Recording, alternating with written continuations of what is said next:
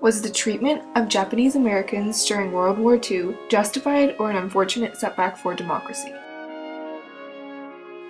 Yesterday, December 7, 1941, a day which will live in infamy, the United States of America was suddenly and deliberately attacked by naval and air forces of the Empire of Japan. President Franklin Delano Roosevelt made this quote historically famous in his address to Congress on December 8, 1941, the day the United States officially went to war with Japan.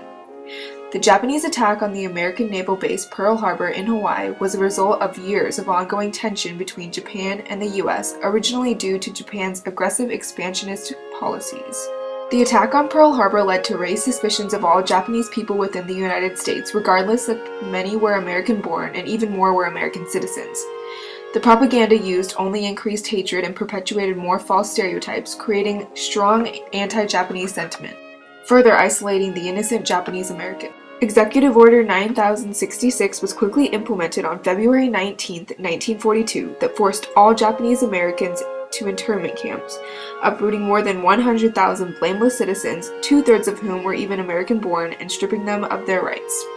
The treatment and internment of Japanese American citizens during World War II was not justified and a clear and unfortunate setback for democracy. Given very short notice, these thousands of families had to leave everything they knew behind. They had to sell their businesses, pack up their belongings, and try to get their affairs in order as best they could, given the bleak circumstances. Camps that they were forced into provided a very poor quality of life, being cramped and uncomfortable, and the only thing the government provided was a cot and a mattress.